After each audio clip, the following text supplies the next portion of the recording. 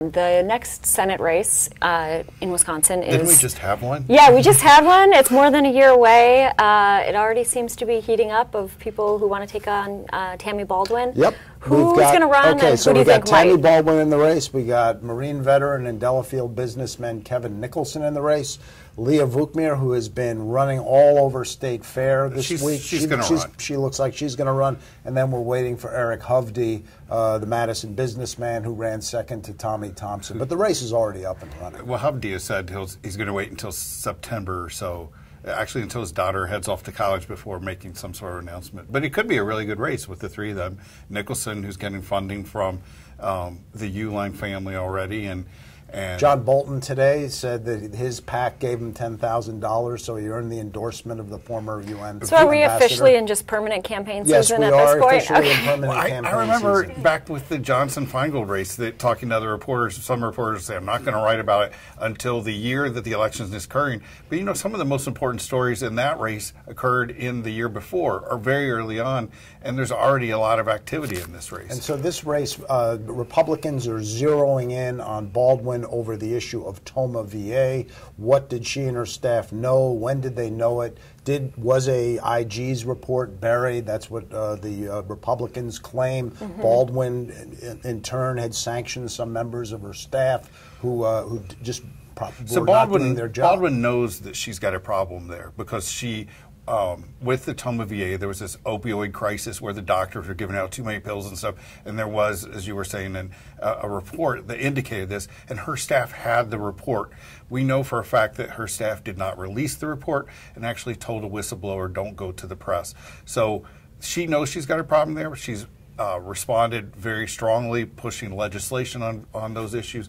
But legislation named after the young man who died of mixed-use toxicity. Jason said. Didn't this come up in the Johnson race as well? This came up. This came up in the Johnson race. Also, what did Johnson know? What did former Senator Russ Feingold know as early as 2009? This is an issue that will not go away. It was like a wash in that race, though, but this race only Baldwin has the issue before her, and she, by firing a staffer, demoting a staffer, cutting the pay of a staffer, has acknowledged that her staff screwed up on this. Okay. And Nicholson has an interesting background. Wasn't he a Democrat at one point? Yeah, he's a former college Democrat turned Republican. Democrats today are expected to attack Nicholson for his evolving views on abortion. He once came out for a woman's right to choose while with the college Democrats. Even gave a talk at the National Convention in 2000. Now he is, opposed to abortion. And so it's an issue that what the Democrats are doing by bringing this issue up is they're trying to drive a wedge with Nicholson with Republican voters. He still has to get past a Republican primary. So what's going on right now with Republicans attacking Toma, with Democrats aiming fire at Nicholson, is they're each trying to soften up the other one. There's also this with the narrative that Nicholson's laid out, how he grew up as a Democrat, was very prominent in the Democratic Party, but then switched his views as he got more involved in the military, had a family, and that sort of stuff. But what's still not clear is when that transition exactly happened, because as late as 2007, he's registering as a Democrat.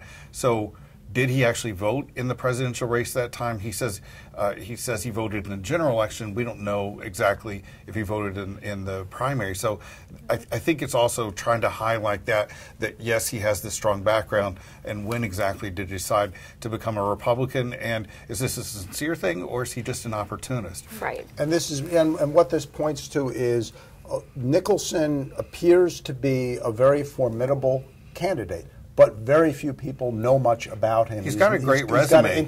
He has to introduce himself to the voters. Democrats are trying to introduce him, trying to do that. Let us do that for you, yes. Right? Okay. And you know, like the last election with Johnson and Feingold, Baldwin's numbers look very much like Ron Johnson's numbers. There's still a lot of people who haven't formed opinions about her, and so this is a case of not just where the Democrats are trying to introduce you to Nicholson. It's Republicans trying very early on to define who Tammy Baldwin is.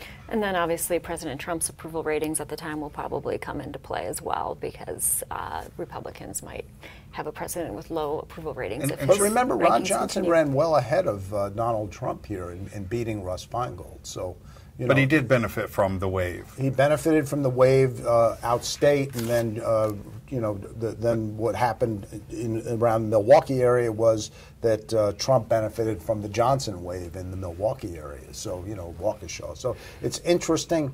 I'm sure voters are screaming that why is this happening now? But it is happening. Well, now. we will have plenty of time to talk about it over the next year, more than a year. 15 so months. 15 months. 15 months. Not What that would we're I- counting.